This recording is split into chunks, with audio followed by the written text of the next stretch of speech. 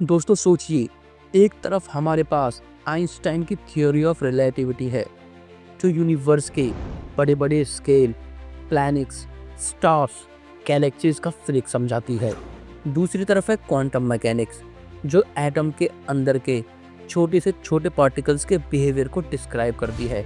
दोनों अपने अपने फील्ड में कमाल की थियरीज हैं, लेकिन जब हम उन्हें एक ही जगह पर अप्लाई करते हैं, जैसे कि ब्लैक होल का सेंटर जहां मैटर छोटे से छोटा और डेंस हो जाता है, या बिग बैंग के शुरू के इंस्टेंट जहां यूनिवर्स अल्ट्रा छोटा और अल्ट्रा एनर्जेटिक था, तो उनकी मैथमेटिकल इक्वेशंस एक दूसरे से क्लैश कर जाती हैं। नंबर्स इनफाइनाइट हो जाते हैं, वैल्यूज मीनिंगलेस हो जाती हैं और पूरा का पूरा कैलकुलेशन ब्रेक हो जाता है। यही वो जगह है जहाँ पे साइंस के बड़े से बड़े दिग्गज भी अभी तक क्लियर जवाब नहीं दे पाए हैं। और यहीं पे एंट्री होती है एक नई सोच की, एलिना टेंसर थ्योरी। इस आइडिया के सपोर्टर्स का कहना है कि ये एक मैथमेटिकल फ्रेमवर्क हो सकता है जो क्वांटम मैकेनिक्स की अनसर्टेनिटी और रिलेटिविटी के स्पेस टाइम कर्वेचर को एक इक्वेशन में कंबाइन कर सकता है। मतलब एक ऐसा ब्रिज जो माइक्रोस्कोपिक और मैक्रोस्कोपिक फिजिक्स के बीच गैप को खत्म कर सकता है। सोचो, अगर ये सक्सेसफुल होता है तो हम ब्लैक होल्स के अंदर के सच, डार्क मैटर की मिस्ट्री और शायद टाइम ट्रेवल जैसे कंसेप्ट को भी यूनिफाइड थ्योरी में समझ सकते हैं। अल्बर्ट आइंस्टाइन ने हमेशा क्वांटम मैकेनिक्स को एक अधूरी कहानी कहा था। उनका कहना था कि नेचर रैंडम नहीं होती, हर चीज के पीछे एक हिडन रूल होता है। और दूसरी तरफ क्वांटम साइंटिस्ट जैसे नील्स बोहर कहते थे कि अनसर्टेनिटी ही यूनिवर्स का असली रूल है। ये दोनों स्कूल ऑफ थॉट एक दूसरे के अपोजिट चले गए। एक तरफ था डिटरमिनिस्टिक रिलेटिविटी और दूसरी तरफ probabilistic quantum mechanics. Elina tensor theory का सबसे बड़ा प्रॉमिस ये है कि ये दोनों को एक ही मैथमेटिकल फ्रेमवर्क में समझा सकता है। इस थ्योरी में एक ऐसा टेंसर फील्ड एज्यूम किया गया है जो क्वांटम लेवल पर पार्टिकल्स के बिहेवियर को भी कैप्चर करता है और साथ ही रिलेटिविटी लेवल पर स्पेस टाइम कर्वेचर को भी। इसका मतलब एक ही इक्वेशन से आप ब्लैक होल का भी हिसाब कर सकते हो और इलेक्ट्रॉन के स्पिन का भी। अगर यह सही प्रूव होता है तो ये एक यूनिफाइड थ्योरी ऑफ एवरीथिंग के लिए एक सॉलिड कैंडिडेट बन सकता है। डिटरमिनिस्टिक रिलेटिविटी का मतलब ये है कि अगर आप किसी सिस्टम के शुरुआती यानी कि इनिशियल स्टेट को पूरी तरह से जानते हो तो आप सैद्धांतिक रूप से उसकी भविष्य की स्थिति को पूरी तरह से प्रेडिक्ट कर सकते हो। डिटर्मिनिज्म के अनुसार ब्रह्मांड में हर घटना, हर क्रिया का एक कारण होता है।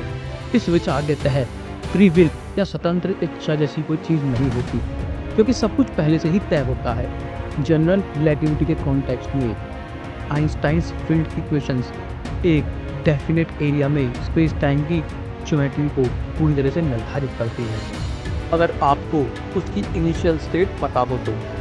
और दोस्तों दूसरी तरफ अगर हम बात करें प्रोबेबिलिस्टिक क्वांटम मैकेनिक्स की, तो क्वांटम मैकेनिक्स में प्रोबेबिलिस्टिक होने का मतलब है कि हम किसी भी पार्टिकल जैसे इलेक्ट्रॉन की पोजीशन, मोमेंटम या एनर्जी को एक डेफिनेट फॉर्म में नहीं बता सकते। क्लासिकल फिजिक्स में अगर आप किसी बॉल की पोजीशन और स्पीड जानते हैं तो आप बता सकते हैं कि 5 सेकंड बाद वो कहाँ होगी, लेकिन क्वांटम वर्ल्ड में ऐसा नहीं होता। क्वांटम मैकेनिक्स में हम पार्टिकल्स को वेव फंक्शन से डिफाइन करते हैं। ये वेव फंक्शन एक मैथमेटिकल इक्वेशन होती है जो हमें बताती है कि किसी पार्टिकल के किसी खास जगह पर मिलने की प्रोबेबिलिटी कितनी होती है। एग्जाम्पल के लिए इमेजिन कीजिए कि एक पार्टिकल एक बॉक्स में है। क्लासिकल फिजिक्स के हिसाब से पार्टिकल बॉक्स में कहीं भी हो सकता है और उसके हिसाब से हम उसकी एग्जैक्ट पोजीशन बता सकते हैं। क्वांटम मैकेनिक्स के हिसाब से पार्टिकल एक वेव की तरह बिहेव करता है जो बॉक्स में फैला हुआ है। हम यह नहीं कह सकते कि पार्टिकल एग्जैक्टली कहाँ पर है, बल्कि हम ये बता सकते हैं कि बॉक्स के किस हिस्से में उसे ढूंढने की प्रोबेबिलिटी सबसे ज़्यादा है। जब हम उसे मेजर करते हैं तो वो वेव लाइक नेचर से एक डेफिनेट पोजीशन पर कोलैप्स हो जाता है। दोस्तों सोचिए, अगर आपके पास एक इनविजिबल 3D मैप हो जो पूरे यूनिवर्स का ब्लूप्रिंट होल्ड करता है, जिसमें हर पार्टिकल का पोजीशन, वेलोसिटी और इंटरेक्शन का पैटर्न ऑलरेडी लिखा हुआ है। एलिना टेंसर इसी आइडिया पर काम करता है। इसमें टेंसर फील्ड को एक मल्टी डायमेंशनल मैथमेटिकल ग्रिड की फॉर्म में डिफाइन किया जाता है, जो हर पॉइंट पर क्वांटम और रिलेटिविस्टिक प्रॉपर्टीज स्टोर करता है।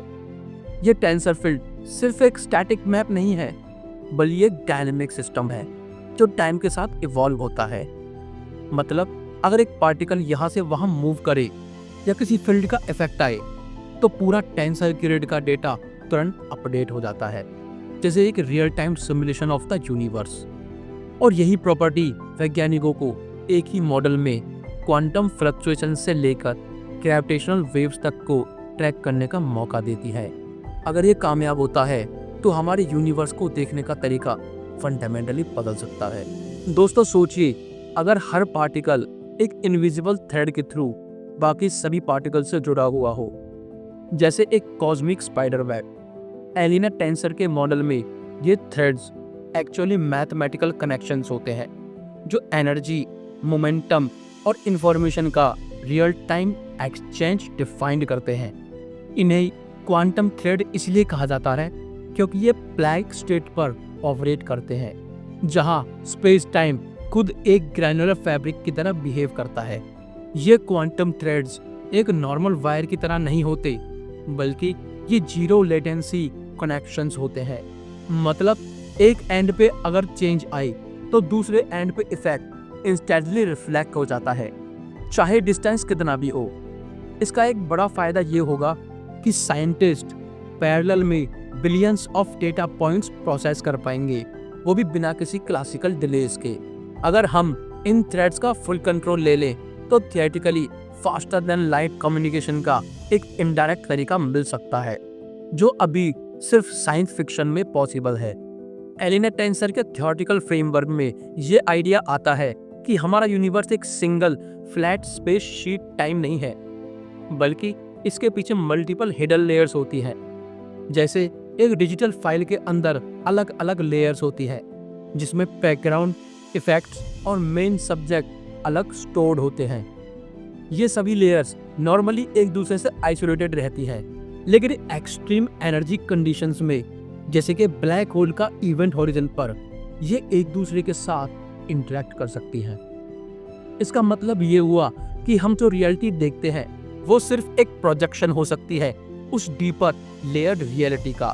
अगर हम एलिना टेंसर की मैथमेटिक्स को सही तरह से समझ लें तो शायद हम इन हिडन लेयर्स में अंदर जाके उनकी इंफॉर्मेशन एक्सट्रैक्ट कर सकते हैं। और दोस्तों यही वो कंसेप्ट है जो पैरेलल यूनिवर्स का आइडिया को साइंटिफिक फुटिंग देता है कि हर लेयर एक अलग फिजिकल रियलिटी हो सकती है, और एलिना टेंसर उन लेयर्स के बीच एक ब्रिज बनाने का पोटेंशियल रखता है।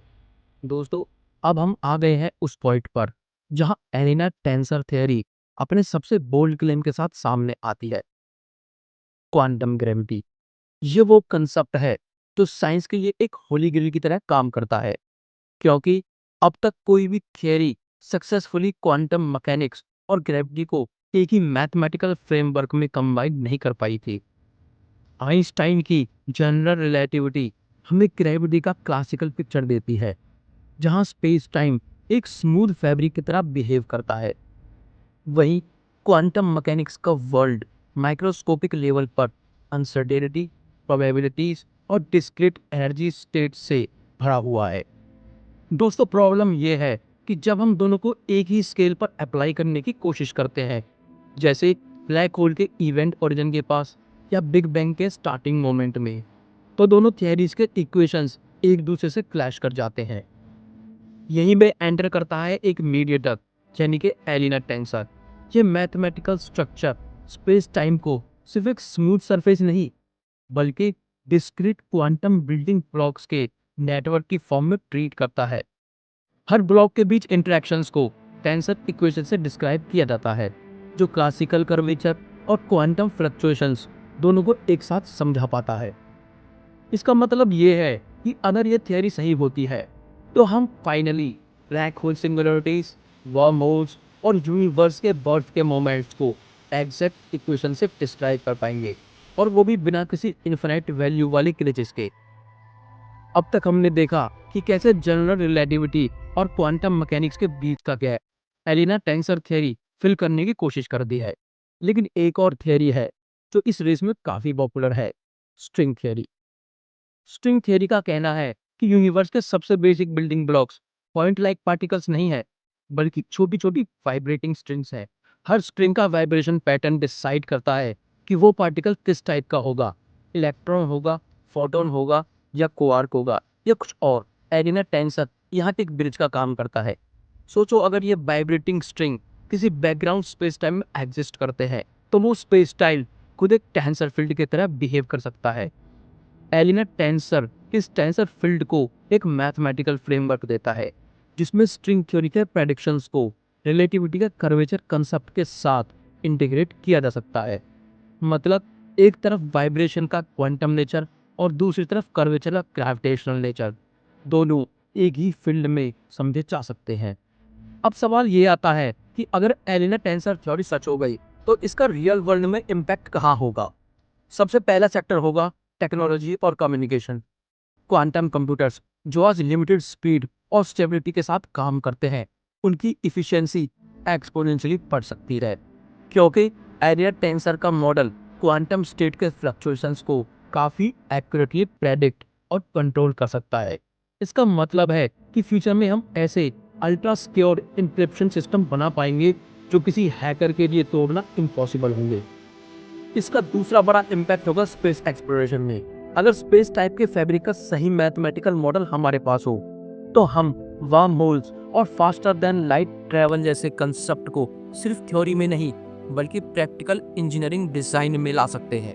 नासा, इसरो और स्पेसएक्स जैसी एजेंसीज को स्पेसक्राफ्ट नेविगेशन में अनप्रेसिडेंट एक्यूरेसी मिलेगी।